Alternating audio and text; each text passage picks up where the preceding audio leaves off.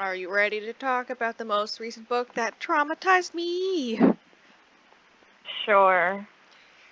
I can't wait till I have to tell you some of the things that fucking happened in this book. Because you made me stop telling you last night. I was telling other people instead, and they were like, what the fuck is happening? Hello, welcome to a Fish and Flower podcast. I'm Flower, aka Rose. My fun fact.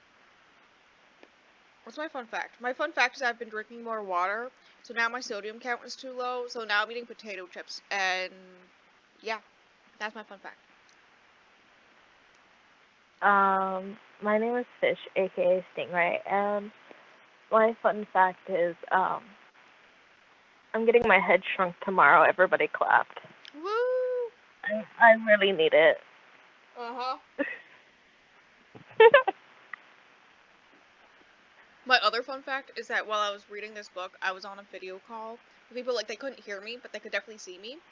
There was a lot of people laughing at me dying. And also, like, once you told me to stop talking to you about the book, I would tell them things, and then they'd be like, bitch, what the fuck? Even with what you told me, I was like, bitch, what the fuck? Yeah, that's the whole book. That was me reading the... Listen, I'm not gonna get into it yet, but the writing is so confusing. I have no clue what fucking happened. I don't know what I'm reading. Is this a fantasy romance? I can't tell. This is a stream of conscious podcast, very similar to how we talk to each other on a daily basis. On today's episode, we have Sweet Sin by Sav R. Miller. Is that right? I don't know. Content warnings include, basically anything you expect from a dark romance, mafia romance, including age gap, physical abuse, domestic abuse, dubious consent a little bit, a lot of blood play, like every God, the whole entire, like, 3 chapters that they were just banging straight was just him biting and drinking her blood a lot. Oh my god. And I would like to know, is he actually a vampire? I don't fucking know. Also, murder. The first scene we get is murder. Let me tell you about it. God, I can't. The words I had to write down. Cal was a doctor and is now the main hitman for the Mafia. This is the Boston Mafia, by the way. He never leaves evidence, and the 3rd page is him choking someone to death by stuffing their own green dildo down his throat. I had thoughts about that. Yeah. He's so close to the Mafia boss that the Mafia boss put him in charge of watching his, I think she's the eldest daughter, who's 20. He's so good at it that he set up security cameras in her bathroom and is watching her shower as the guy is suffocating to death next to him. And yes, in case you're wondering, I did have to read about Cal's bulge as he was doing this. I was already traumatized at chapter 1. Oh my god! I would like to thank the wine that my mom's boyfriend bought me like a week and a half ago for helping me get through this. I poured myself a very large, tall glass, and I was definitely feeling it around halfway through. You can tell in the notes. Why did you pick this book, besides the fact you Get got my it hair. for free? I am back to answer your question.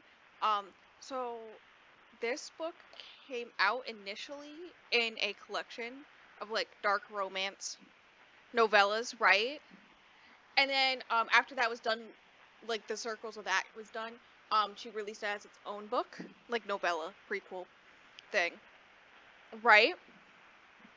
And the author was talking about when it came out that it was free, I think, on Amazon, so I went, sure, why not? I said, besides the fact it was free. Yeah, and then I was supposed to be having read Haunting Adeline shortly before this. I could, if you couldn't tell, there's no episode for that, so DNF'd. It's promptly DNF'd. Not promptly, it took a long time. But I was thinking, hey, maybe I'll read this one too for more dark romance. Hear me out.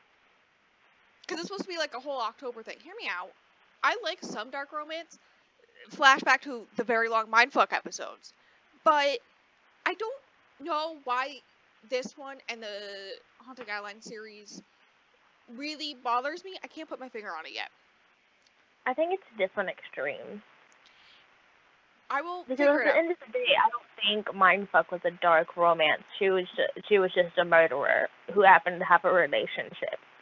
You know, everyone deserves to have the happiness. Okay. Elena is her name. And yes, I would like you all to know that I did think of Elena Gilbert the whole time. And then there was this whole thing where I was talking about it in the Discord with friends, and we were just sending gifts from Vampire Diaries back and forth. That's the life I live. Anyways, her grandfather recently died. Right? And so they're at the funeral, and Cal gives her a poem, which is a thing he does for her. It's like a thing that's been going on for a while. He left them on her balcony, and she likes them. She's clearly into him, but mentions that he made clear he doesn't feel the same, in the past. Despite as us as the readers knowing, he totally is into her. Also, he is 6'4" canonically, and I am currently rewatching Supernatural, so I am picturing him as Sam Winchester. Oh my god. So Elena has been betrothed to Mateo since childhood, but he's all skeezy, tries to make her sit in his lap during her grandfather's funeral, as everyone else is in the church is just side-eyeing him, right? Um, she has a thing for pomegranates. She even has a tattoo of one. We learn later on. There's like this whole thing where everybody in like the Mafia world calls him Hades, the god of death, because he is so good at killing people, which like he was the god of Oh my underworld, god. not death, but we're not talking about it. And so she got the tattoo of a pomegranate to say like I am his, to be his Persephone. Anyways, Cal gets very possessive of her because Mateo's all like, we should go to this place. I should drive you here. I should, and it very clearly wants to try something, even though she's not into it. And Cal's like, actually, I've been ordered to drive her home, and just drags her out of there. Okay, wait, we gotta go highlights 1 and 2. Let's go. Highlight 1. Fuck who I wouldn't murder just to sink inside that virgin pussy for one goddamn night. Yup, that's the literature I read. Um, highlight 2 Literature is is a loose term. true. Um, highlight 2, I want to be the one who sees him break. I want it to be me he takes his rage out on. Girl, no. Girl, no. Okay, so we get this icky scene. The icky scene where, after he's, like, dropping her off, she's, like, trying to coerce him into sex, right? Eventually climbs into his lap, blah, blah, blah. And he, like, acts out like he's giving in, and so she's like, ooh, I won. And I'm feeling icky this whole time. And then, this is when this blood sucking starts, like, he bites into her neck and sucks her blood. And then he's all like, because she's, like, holding onto him so tight that he can't push her away, right? And so he's all like, ooh, let me tie your hands behind your back, blah, blah, blah, right? It was also, it was a trick. It was a trick so that, her hands would get off of him, and so that he could literally throw her out of the car with her hands tied behind her back and her dress ripped. And I laughed. Oh no, we gotta take a pause. My glasses have been removed by the squirrel. So Elena's mother randomly shows up on his doorstep, and there's clearly some history and animosity there. Suddenly, I got very scared that he is like the way she was talking to him. It was giving he is secretly the son of my husband, thanks to an affair he had 20 years ago. Blah blah blah. At this point, I didn't know he was like in his mid-30s, so that's fun. There's like uh stuff about how he showed up on their doorstep as a child and blah blah blah, and then we learned that like she abused him, um, and all this stuff, and then it kind of gave like she coerced him into sex when he was like young, and then I got worried because he's like in his mid-30s, and she's 20, that maybe he's secretly her biological dad. God, I was spiraling at this point. Um, so, good times. Also, I heard that this ended the big cliffhanger, and I was like, let's see if I finish this or continue the series because cliffhanger. Spoiler alert. It's not a good cliffhanger. So uh, we got highlight number 3. This one just shows how sometimes it just like is written like it's a fantasy romance, and I can't tell half the time if he is fae or something, and I feel like I was going crazy the whole time. And that's one of the issues I had with the writing. And that highlight is, what the elders would do if they thought she'd been impure before her wedding night, and that's not even including what Ralph would do. Like, this is totally fake shit. Also, right before that, he talks about stealing her soul. Like, hello? Anyways, there was suddenly a man ball gagged in his basement who was briefly mentioned and never brought up again. Normal things. Um, he's supposed to be finding a snitch for Elena's father, and then looks into a manila folder of someone he's going to destroy, and the way he describes the woman's eyes in the photo in this folder is the same way he describes Elena's eyes, and then thinks, I can't believe we're related, and then I got scared about my incest theory again. And then on the security camera thing in her bathroom, he notices that a suspicious familiar bruise on her shoulder. And so now he's going to the Christmas party, and this is when I learned that this is a Christmas romance. The true horror. Also, it's her birthday. So, I think she's technically 21 now. Anyways, we learn Mateo's abusive and doesn't like how she left the funeral with Cal. I didn't put in my notes, but it's mentioned that's, like, been happening for years. Right? Um, when he started to punch her, she kicked him in the balls. Kind of funny. She's getting ready for the party with her younger sister when she learns her sister is trying to seduce Cal, and obviously she freaks out, right? Makes sense. And then her sister leaves the bathroom, and then Cal somehow in her bathroom is this fantasy romance, and then 3 question marks. I don't know me. Is it? Is it? I still can't tell it. I read the whole thing. Fourth highlight, in which my notes on this highlight is, I fear the possible incest. The quest to regain a family that never wanted me in the first place and leave the one I chose long ago. I think my theories were wrong. I think he's like a rival mafia boss's son or something, and plans to kill that mafia and leave behind the current mafia that he's in, and maybe become mafia boss on his own. I don't know. All I know is the other Hades and Persephone romance, dark romance I've read is Neon Gods by Katie Robert, and I miss that book right now. That book was so good. Right. So he is all forcefully like making out with her and rips off her dress right down the middle in the front. And I would let you know, I did mention this to the friends I was on a call with, and they all went, "What the fuck? Does he not know how expensive that probably was?" So I'm glad I'm not the only one who doesn't find that hot. He says he changed his mind about being with her.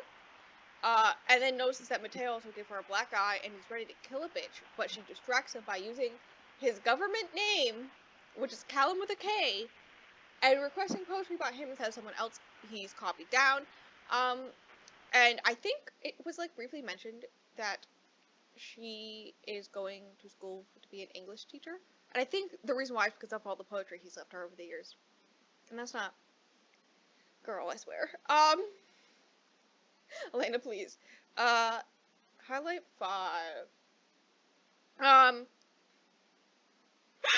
Sorry, I just reread the line. Oh my god. My note on this one is, I swear some of these lines physically paid me. That is still true. They still physically paid me. And I quote, I want you to recite poetry on my pussy. Make me feel it with your cock. Pause. Yeah. Pause. Literature. Literature. Let me tell you. You know, maybe I can publish a book. Maybe I know, can right? publish a book. I know, right? It probably won't be promoted and pushed because it'll be sapphic, but you know. Yeah. You know. Anyways, the next like 2.5 chapters is just them banging constantly. I did write. Pretty sure that's not how a hymen works, but sure, okay. So that's fun.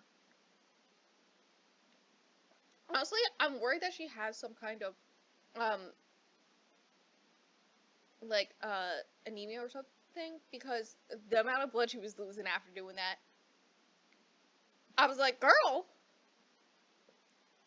Isn't go to he a worried doctor. about getting diseases from her blood? Dude. Like, what if she's got diseases? Dude, at one point, because after they banged the first time, right, it's described as his cock being covered in cum and her blood, and has her give him a blowjob to clean it off. and all this stuff. Ew.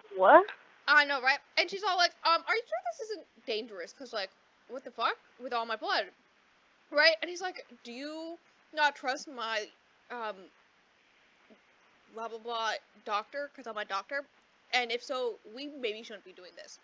And she's like, no, I trust you, and then does it. That was like 19 pages of the book. Was that blowjob? Yeah. Um, 19 pages? yeah, of a 70-page book. I was being traumatized. Anyways, he's constantly biting her throughout it, and at one point calls her, oh god. He's constantly biting her, drinking, blah, blah, blah, blah. Who cares about that? At one point, so, right before he comes the first time, he's all like, I'm gonna fill you up, so good, blah, blah, blah, you know how it normally goes. And then calls her Little Dumpster. I Little, still stand by the fact that that could have been a good line if I know, worded right? differently. Also, this follows the trend of like he says something threatening or something supposed to be threatening, and I just laugh. Including this line, the little dumpster line was supposed to be threatening. Like he's threatening to get her pregnant, and her womb is the little dumpster, and all this stuff. And I was laughing so hard, so hard. It was like after 11 p.m. I was basically done with this very large glass of wine I drank, and I'm just like trying not to wake up the house because I'm laughing so hard. Because what the fuck? There's ways to be sexy and threatening. This is not one of them. God, the voice message I sent you of me just laughing. Oh god, that was so good. Anyways, this has to be a fantasy romance with the amount of rounds they go on this night back to back. So, there's that round of, and then she gives him a blowjob, and then they go around in the bathroom, and then they go around in her bed. Right? Damn, that's crazy. I'm like, on her first night? Sir? I Anyways, it's officially Christmas romance because he uses Christmas string lights, as bondage. Another thing for these sex scenes, I don't know what I don't know what the positions are in this. You know when you read smutty romance, whatever, and sometimes, occasionally, like maybe 2 times in your typical erotica, I have issues figuring out the positions and I just move on. This one, every single fucking time, I don't know listen. what position she was in the whole entire time. I was like, what the fuck is happening? Is she secretly an acrobat? I think at one point he literally folded her like a stapler. Like, I don't know. Anyways, No, because me personally, you think I know what positions are ever going on in any book ever? No, I don't know what the fuck they're doing. So he notices even more bruises from Mateo. He's all like, what if Mateo walked in on us, trying to do wares and fantasy, blah, blah, blah. And she's like, he probably does not care and wait for his turn, right? And that makes him mad, and then noticing more bruises, and he's all like, ready to kill Mateo. Oh no, Mateo is banging at the door! And then, he gets her off with his tongue, so that Mateo can You hear could her. never say shit normally. I know, right? So that Mateo can hear, and then Mateo leaves, and then, also while he's banging at the door, Cal literally carves a K into her thigh. Because that's hot. It's not. Also, he does lick the blood there, too. And then, Why so much blood? there was a point where, like, he took the blood from him carving his initials into her thigh, and uses it as lube to get her off again. And I just want, like, people to stop. I don't like you. I don't kink shame, but, like, what? I don't think that's proper lubrication. You and me both. I mean, at least it's her own blood, so it can't be as harmful as somebody else's blood, right? In theory. So after the last round, she falls asleep, like, immediately, and I think she's still tied up. Don't quote me on that. He cleans her up, writes the poem she asked for. Later on, we do learn that, it was somebody else's poem, not his. So she's angry later on that, he still didn't write her a poem from himself. And leaves knowing he'll have to return to take her back at some point. Cut to her, like, 3 weeks later, and we learned that he also left a black rose. I don't know where he fucking got that. Did he just have it in his pants the whole time? Because he left. Like, we saw him leave. Like, we saw him write down that note and then leave. So, like... How do you feel about being in this book? Anyways, it's been a few weeks. Mateo somehow got a scar on Christmas, cough, cough, and he's been nicer to her ever since. Weird. She's sitting in a field. I know, right? She's sitting in a field when she is kidnapped, but they say it's, the way it's worded, it's not the first time. Like, she's like, as usual, I wake up. And I'm like, hello? And that's how it ends. And then I looked at the synopsis for the first book in the series, the next book in the series. Because it's the prequel.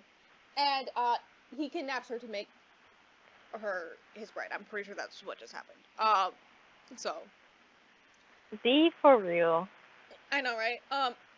Also, I would like everyone to know that the writing, this is labeled as, you should read this before you read Pomegranates and Promises. That's the name of the next book, right? That this is a prequel for. It says if you're going to read this, read it before that. On synopsis, everywhere. I checked. I quadruple checked, because the way this is written, it's written like it's writing for the people who've already read Pomegranates and Promises, and they had questions, and she is like writing to like fix some things here and there, or see their first night together. And I'm like, okay, so the only people who would enjoy this is the people who read Pomegranates and Promises and liked it, but it's labeled as read this before you read that. And I'm just like, that's not how. No. Anyways, I gave it 2 stars. And I didn't even bother adding it. I didn't even bother adding it to what? How did I just pronounce adding? Oh my god. It to my series document, because I'm definitely not continuing. I don't know. Yay! No more series. It's forever on my Kindle because I own this book, but at least I own it for $0.00. I mean, you can delete it off your Kindle. I'm not doing that. The whole time I was reading it, I was missing the Kraken smut. That was a good book. Oh my god. Dude, that book had like kidnapping and mafia stuff, but was done well. And abusive exes that you were engaged with. Like, that book was so good in comparison to this one. That being said, I have not looked at another book in that series since, so, you know, do with that information as you will. But yeah, that's this book. 2 stars. I knew this was going to be a fast episode. I mean, it was a short book. It was just a novella. Yeah. But yeah, I don't have to start or add another series to my list of series. Because that list is too fucking long. Hey, this episode might only be 20 minutes long, and maybe people will listen to it. I know, right? That would be crazy. Alright, do you have anything else to say about this wondrous book I read? That traumatized me. No. Thank you. Next episode should be one where I read a Jenica Snow again. Remember that time I was traumatized by Goldilocks smut? There's a bear one. Well, an actual bear. It's bear shifters. I'm pretty sure not like bear like people, like actually bear shifters. Here we go. The only valid bear shifter is Kite. Nobody else. True. Also, the only reason I'm choosing to read this is because the title is a bear pun, and I need to read that. No, you don't. Yes, I do. Do I need to remind you of Goldilocks? Do I need to remind you of Goldilocks? Every once in a while I remember and I'm re-traumatized. What the hell was that? I still can't believe you read that. I still can't believe I managed to finish that too. Like, let's be real. Oh my god, you're a beast. I can't wait till we do the tier list and I can put that on the very bottom. That would be fun. Traumatized Rose. Put in that F tier. There should be a Traumatized Rose category and then Traumatized the both of us, because that's a whole nother level. Happened one summer. Oh my god. Literally in hell. There should be a tier called In Hell. Yeah. I still don't understand why that book's so popular. It could have been so good. I know, right? Dude, I read another, like, main enemies to lovers, like Grumpy Sunshine type book. Shortly after that one, I'm not even and it was describe so much it well happened. written, and it was in or self-published. I was like, what the hell? And Straight this is women, Bailey's one of the most popular books too, and I'm like, hello. straight women derogatory in this sense only. This is the only time.